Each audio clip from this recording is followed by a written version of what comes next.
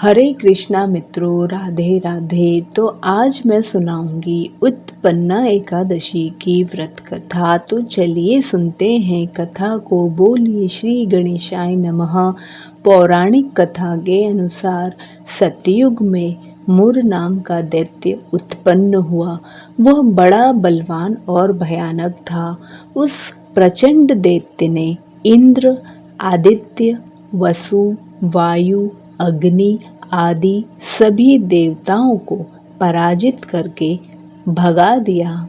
तब इंद्र सहित सभी देवताओं ने भयभीत होकर भगवान शिव के पास गए और सारा उन्हें विस्तार से वृत्तांत कह सुनाया और बोले, हे कैलाशपति, मुर दैत्य से भयभीत होकर सब देवता मृत्युलोक में घूम रहे हैं। तब भगवान शिव ने कहा, हे देवताओं, तीनों लोकों के स्वामी, भक्तों के दुखों का नाश करने वाले भगवान विष्णु की शरण में जाओ।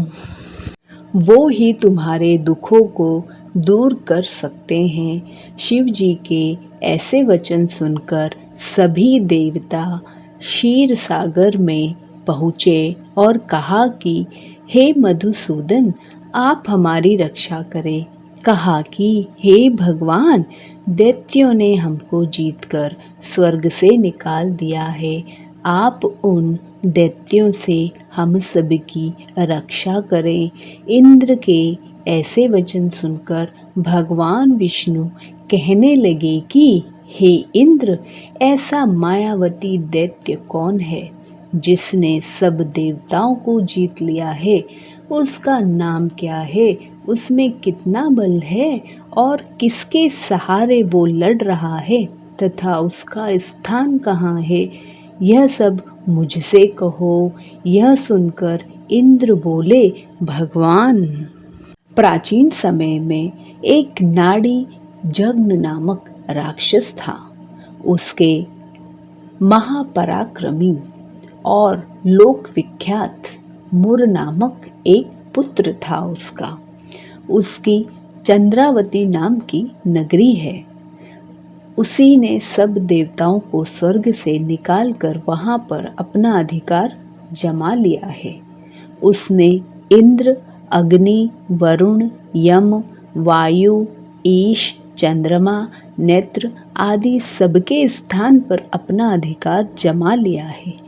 सूर्य बनकर स्वयं ही प्रकाश करता है, स्वयं ही मेघ बन बैठा है और सबसे अजय है। हे असुर निकंदन, उस दुष्ट को मारकर देवताओं को अजय बनाइए।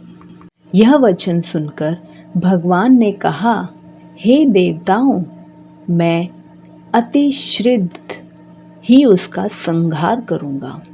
तुम चंद्रावती नगरी जाओ। इस प्रकार कहकर भगवान सहित सभी देवताओं ने चंद्रावती नगरी की ओर प्रस्थान किया। उस समय दैत्य मुर सेना सहित युद्ध भूमि में गरज रहा था।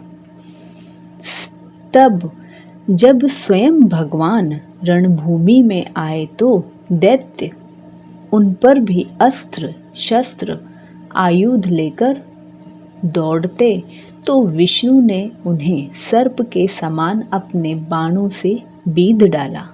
बहुत से दैत्य मारे गए, केवल मुर बचा रहा। वह अविचल भाव से भगवान के साथ युद्ध करता रहा। भगवान जो भी तीक्ष्ण बाण चलाते, वह उसके लिए पुष्प सिद्ध होता।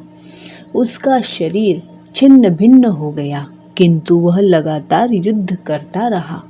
दोनों के बीच मल युद्ध भी हुआ।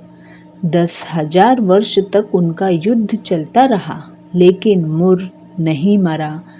थककर भगवान बद्रिका आश्रम चले गए। वहाँ हेमवती नामक सुंदर गुफा थी। उसमें विश्राम करने के लिए भगवान उसके अंदर प्रवेश कर गए। यह गुफा 12 योजन लंबी थी। और उसका एक ही द्वार था। विष्णु भगवान वहाँ योग निद्रा की गोद में सो गए। मोर भी पीछे पीछे आ गया और भगवान को सोया देखकर मारने को उद्यत हुआ। तभी भगवान के शरीर से उज्जवल कांतिमय रूप वाली देवी प्रकट हुई। देवी ने राक्षस मोर को ललकारा, युद्ध किया और उसे तत्काल मौत के घाट उतार दिया। श्री हरि जब योग निद्रा से उठे तो सब बातों को जानकर उस देवी से कहा कि आपका जन्म एकादशी के दिन हुआ है, अंततः आप उत्पन्ना एकादशी के नाम से पूजी जाओगी। आपके भक्त वही होंगे जो मेरे भक्त होंगे।